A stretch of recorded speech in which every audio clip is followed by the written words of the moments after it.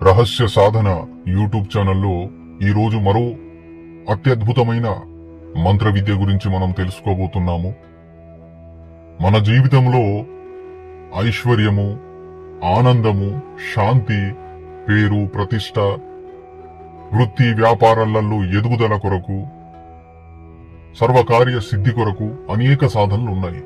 కానీ వీటిలో అత్యంత శక్తివంతమైన సాధన, గోప్యమైన సాధన, అరుదైన సాధన స్వర్ణాకర్షణ భైరవ సాధన. ఈరోజు మనం స్వర్ణాకర్షణ భైరవ సాధన యొక్క పూర్తి విధి విధానాలు, సాధన యొక్క నియమాలు, సాధనలో జరిగే అనుభవాలు, సాధన ద్వారా కలిగే ఫలితాలు అన్ని తెలుసుకోబోతున్నాం. స్వర్ణాకర్షణ భైరవుడు అంటే ధనాన్ని ఆకర్షించే భైరవుడు. ఈ సాధన సరిగ్గా చేసినట్లయితే, సాధన అయిపోకముందే అంటే సాధన అనుష్ఠానంలోనే, ఆ కాల వ్యవధిలోనే ఆకస్మిక ధనప్రాప్తి అనేది సాధకుడికి కలుగుతుంది. సాధకుడు వ్యాపారస్తుడైతే వ్యాపారంలో విజయం లభిస్తుంది, ఎదుగుదల లభిస్తుంది, వ్యాపారాలు లాభాల దారిన వెళ్తాయి. సాధకుడి ఇంట్లో లక్ష్మీదేవి ప్రసన్నమై శాశ్వతంగా ఆ ఇంట్లో నివాసం ఉండడం జరుగుతుంది. అంటే శాశ్వతంగా లక్ష్మీదేవి ఆ యొక్క సాధకుడి ఇంట్లో జాగృతంగా ఉండడం జరుగుతుంది. మనకు ధనపరమైన దారులు, కొత్త కొత్త దారులు తెరుచుకోవడం, తద్వారా మనకు ఎక్కువగా ధనం అనేది రావడం జరుగుతుంది. కానీ ఈ దారులు తెరుచుకునే ముందే భయంకరమైన పరీక్షలు అనేవి మనం ఎదుర్కోవాలి. కఠోరమైన పరీక్షలు ఉంటాయి. దురుద్దేశంతో, స్వార్థంతో ఉన్నవాళ్ళు ఈ సాధన చేస్తే వారికి ఈ సాధన ఎన్నటికీ ఎప్పటికీ సిద్ధించదు. నిజమైన భక్తి శ్రద్ధలతో, విశ్వాసంతో, అఖండ బ్రహ్మచర్యాన్ని పాటిస్తూ, పూర్తి భక్తి భావంతో ఈ సాధన చేసేవారికి ఖచ్చితంగా ఈ మంత్ర సాధన అనేది సిద్ధిస్తుంది. ఈ సాధనలో సాధకుడికి కావలసిన సామాగ్రి ఈ ప్రకారంగా ఉంటుంది. ఒక పీటను, చెక్క పీటను, మరియు ఆ పీఠం పైన పసుపు రంగు వస్త్రం కావాలి, వస్త్రం పరవడానికి, మరియు పసుపు కలిపిన లేదా గంధం కలిపిన కొన్ని అక్షింతలు కావాలి, మరియు స్వర్ణాకర్షణ భైరవ స్వామి వారి యొక్క సిద్ధి విగ్రహము, మరియు స్వర్ణాకర్షణ భైరవ స్వామి యొక్క సిద్ధి యంత్రము, జపమాల, సిద్ధి ఆసనము, ఈ 4 సామాగ్రులు కూడా ప్రాణప్రతిష్ఠ చేసి జాగృతం చేయబడినవి కావాలి. పసుపు రంగు వస్త్రాలు ధారణ చెయ్యాలి. పసుపు రంగు పంచ కట్టుకోవాలి, మరియు తలపాగా చుట్టుకోవాలి. ఈ యొక్క సాధన దిశ అనేది ఉత్తరం ఉంటుంది. ఉత్తరం వైపున రాత్రి 11 లేదా 12 గంటల సమయంలో, అమావాస్య రోజున, లేదా నవరాత్రుల్లో మొదటి రోజున, లేదా దీపావళి రోజున, లేదా పౌర్ణమి రోజున సాధకుడు అర్ధరాత్రి ఈ అనుష్ఠానం అనేది చేయాలి. సాధన గది ఏకాంతంగా ఉండాలి, శుభ్రంగా ఉండాలి. సాధన గదిలో సాధకుడు తప్ప మరెవరూ ప్రవేశించకూడదు. అన్యులు, ఆ యొక్క కుటుంబీకులు, వేరే వారెవరైనా సాధన గదిలో ప్రవేశించిన, బయటి వారెవరైనా సాధన గదిలో ప్రవేశించిన సాధన ఖండితం అవుతుంది. అంటే సాధన ఇంకా మీరు అక్కడికే ఆపుకోవాల్సి ఉంటుంది, ఫలితం ఉండదు. ఇది చాలా గుప్తంగా చేసే సాధన.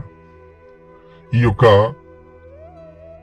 సాధనలో మీరు అర్ధరాత్రి 11-12 గంటల సమయంలో చక్కగా శుభ్రమైన అవస్థలో ఉత్తరం దిశ వైపున ఆసనాన్ని పరుచుకొని, ఆ ఆసనం పైన మీరు కూర్చొని, మీకు ఎదురుగా ఒక చెక్కపీట పెట్టి, ఆ చెక్కపీట పైన కాస్తంత గంగాజలం అనేది చల్లి, ఆపై పసుపు రంగు వస్త్రాన్ని చక్కగా ఆ పీట పైన పెట్టి పరచి, అక్షింతలతో స్వాస్తికం దించి, మరియు స్వర్ణాకర్షణ భైరవ స్వామివారి యంత్రాన్ని మరియు స్వర్ణాకర్షణ భైరవ స్వామివారి సిద్ధి విగ్రహాన్ని స్థాపితం చేసి, సిద్ధి గణపతిని, మరియు ఈ సాధనలో గురుబలం కొరకు గురుమంత్ర ప్రయోగం చేసి, గురువును ఆ పీఠం పైన ఒక గుండువక్కలో ఆవాహనం చేసి, నవగ్రహ దేవతలను కూడా పీఠం పైన గుండువక్కలలో కూర్చోబెట్టి ఆవాహనం చేసి, వారికి పంచోపచార పూజలు చేసి ఈ మంత్రానుష్ఠానం చేయాలి.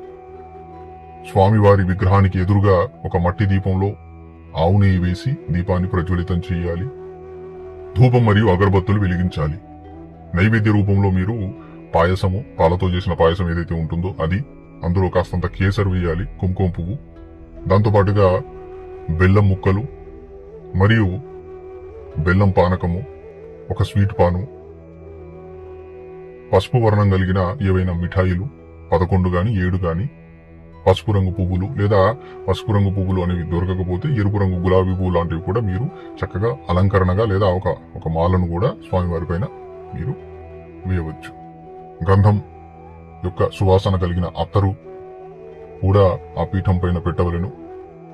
ఈ యొక్క అనుష్ఠానంలో అందరికీ వస్త్రాలంకరణ అనేది కంకణ దారం ద్వారా సమర్పితం చేసి, ప్రత్యేకంగా మీరు స్వర్ణాకర్షణ భైరవ స్వామి వారికి ఒక పల్లెంలో, ఇత్తడి గాని రాగి పల్లెంలో ఒక పంచ, కండువ, 108 రూపాయలు దక్షిణ రూపంలో మరియు ఒక కొబ్బరికాయ, ఒక ఎరుపు రంగు వస్త్రం అనేది మీరు ఆ స్వామివారికి సమర్పితం చెయ్యాలి. మరియు ఈ సాధనలో మీరు రోజు పెట్టే నైవేద్యం ఏదైతే ఉంటుందో ఆ నైవేద్యాన్ని చక్కగా కుక్కలకి గాని లేదా ఏవైనా పశుపక్షాదులకు పెట్టాలి. సాధన కాలంలో బ్రహ్మచర్యం పాటించాలి, అబద్ధాలు చెప్పకూడదు, ఎవరిని తిట్టడం గాని కొట్టడం గాని చేయకూడదు, జీవహింస చేయకూడదు, ఎక్కువగా మాట్లాడకూడదు, అవసరం వస్తేనే మాట్లాడాలి, అనవసరమైన విషయాలు మాట్లాడకుండా ఎక్కువగా మౌనాన్ని పాటించాలి. ఈ యొక్క సాధన చేసే రోజులలో మీరు జపం చేస్తున్నప్పుడు ఆ గదిలో అనుభవాలు కొన్ని జరుగుతాయి. అనుభవాలు ఈ ప్రకారంగా ఉంటాయి.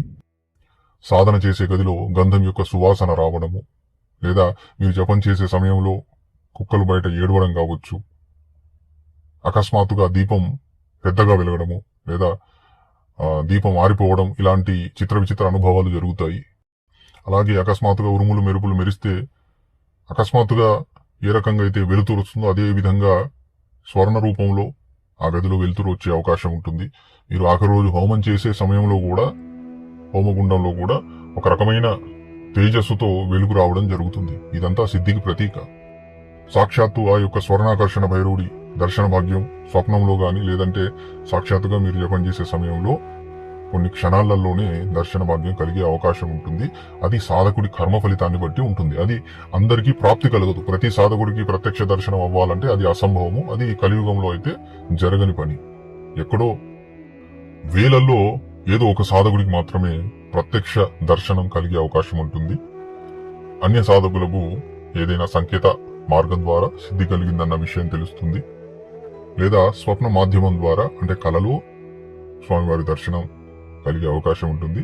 తద్వారా సాధకుడు సిద్ధి కలిగిందన్న విషయాన్ని గమనించగలుగుతాడు. ఈ ప్రకారంగా ఈ అనుష్ఠానంలో కూడా స్వర్ణం తత్వం కలిగిన భైరవ స్వరూపం కూడా మీకు దర్శనమిచ్చే అవకాశాలుంటాయి. మరియు సాధన ప్రాంగణం మొత్తం ఒక అద్భుతమైన సువాసన అనేది నిండి ఆ వాతావరణం మొత్తం గంధం వాసన రావడం జరుగుతుంది. మీరు ఖచ్చితంగా దిశ విషయంలో జాగ్రత్త పడండి. సాధకుడు ఉత్తర ముఖం వైపు తిరిగి కూర్చోవాలి. ఈ విషయాన్ని గుర్తుపెట్టుకోండి. మీకు ఎదురుగా పీఠం పెడతారు. పీఠం పైన స్వర్ణాకర్షణ భైరవుడి విగ్రహం మరియు యంత్రం పెడతారు కదా, ఆ యొక్క యంత్రం మరియు విగ్రహం దక్షిణ ముఖం చూడాలి. మీరు ఉత్తర ముఖం చూడాలి. మీ ఎదురుగా ఉండే విగ్రహము దక్షిణ ముఖం అనేది చూడాలి. ఈ విషయాన్ని ఖచ్చితంగా గమనించండి. ఉత్తరం దిశ అంటే కుబేర స్థానం, ధనము ఐశ్వర్యము అందించే దిశ. కాబట్టి మీరు ఈ సాధన ద్వారా ధన ప్రాప్తిని, ఐశ్వర్యాన్ని పొందగలుగుతారు. ఈ సాధన సిద్ధించాలి అనుకుంటే సాధనకు ఓ వారం రోజులు ముందు నుంచే మీరు బ్రహ్మచర్యాన్ని పాటించాలి. శాకాహారమే తినాలి. అలాగే ఉల్లిపాయ, వెల్లుల్లి, మాంసము, మద్యము పూర్తిగా మానుకోవాలి. సాధన చేసినన్ని రోజులు వీటిని త్యాగం చెయ్యాలి. గుర్తుపెట్టుకోండి, ఈ సాధన అనేది చాలా జాగ్రత్తగా చేయాలి. ఎవరికి కూడా అబద్ధాలు చెప్పకూడదు. ఎవరిని కూడా ఎలాంటి విషయాలు చెప్పి ఎలాంటి వ్యవహారాలు చేసి నొప్పించకూడదు. ఈ సాధనలో మీకు కఠినమైన పరీక్షలు జరగవచ్చు. కఠినమైన సందర్భాలు మీరు ఎదుర్కొనే అవకాశాలుంటాయి. ఇవన్నీ మీరు ఎదుర్కొని ముందుకెళ్తేనే భైరవుడి కరుణ లభిస్తుంది. భైరవుడి ఆశీర్వాదము, సిద్ధి లభిస్తుంది. రోజు సాధన గదిని శుభ్రం చేసుకోండి. మరియు ఈ అనుష్ఠానం అనేది మీరు నవరాత్రుల్లో చేసినట్లయితే 9 రోజుల అనుష్ఠానం ఉంటుంది కాబట్టి 9 రోజులు పీఠాన్ని గాని, విగ్రహాన్ని గాని, యంత్రాన్ని గాని, దీపాన్ని గాని కదిలించకూడదు. కేవలము పువ్వులు మాత్రమే తీసేసి కొత్తగా పువ్వులను ఆ యొక్క పీఠం పైన పెట్టాలి. ఇందులోని మూల మంత్రం ఏదైతే ఉంటుందో అది రోజు 3 మాలలు లేదా 5 మాలలు జపిస్తే ఖచ్చితంగా మీకు సిద్ధి కలిగే అవకాశం ఉంటుంది. ఆఖరి రోజు మీరు హోమం చేయవలసి ఉంటుంది. హోమ సామాగ్రి ఈ ప్రకారంగా ఉంటుంది. ఆఖరి రోజు మీరు జపానంతరము హోమం చేయాలి. డైరెక్ట్ గా హోమం చేయకూడదు. రోజువారీ జీవితంలో ఏ ప్రకారంగా అయితే 3 మాలలు జపిస్తారో ఆ ప్రకారంగా మూల మంత్రాన్ని జపించిన తర్వాత మీరు హోమం చేయవలసి ఉంటుంది. హోమ సామాగ్రి ఈ ప్రకారంగా ఉంది.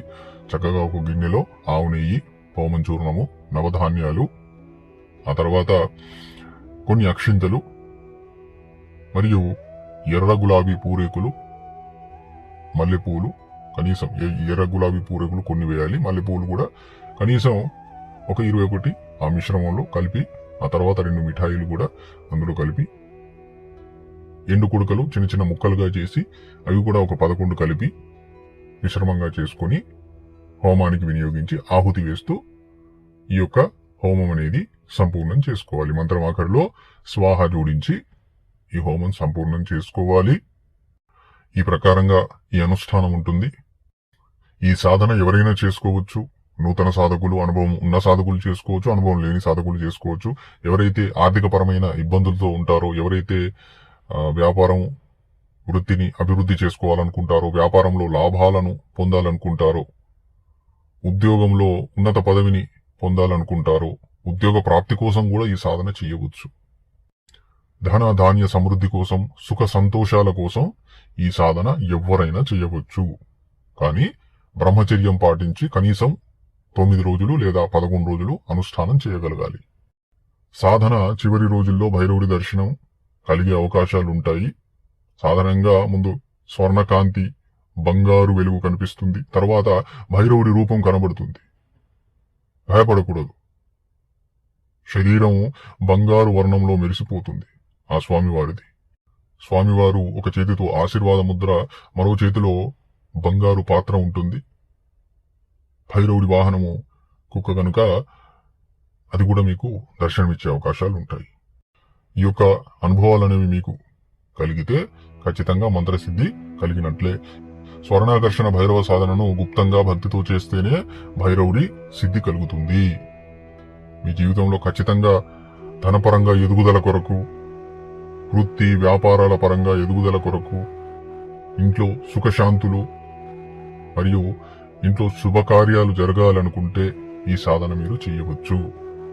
అప్పుల బాధలు ఉన్న వాళ్ళు కూడా ఇలాంటి సాధన చేసి మీరు ఈ యొక్క సమస్యల నుంచి బయటపడే అవకాశాలు ఉంటాయి. ఈ స్వర్ణాకర్షణ భైరవ స్వామి వారి సాధనకు సంబంధించి మీకు 2-3 గుప్తమైన ప్రయోగాలు కూడా ఉంటాయి. ఈ సాధన ఎవరైతే మా ఆధ్వర్యంలో చేయాలనుకుంటారో, ఈ మంత్ర సాధన, ఈ అనుష్ఠానం ఎవరైతే చేయాలనుకుంటారో వారు మమ్మల్ని సంప్రదించండి. ఈ సాధనకు సంబంధించిన ఇంకొన్ని గుప్తమైన విషయాలను కూడా మీకు వివరించడం జరుగుతుంది. మరో రాబోయే వీడియోలో మరో అద్భుతమైన మంత్ర విద్య గురించి మీ అందరికీ వివరించడం జరుగుతుంది. జై శ్రీ మహాకాల్.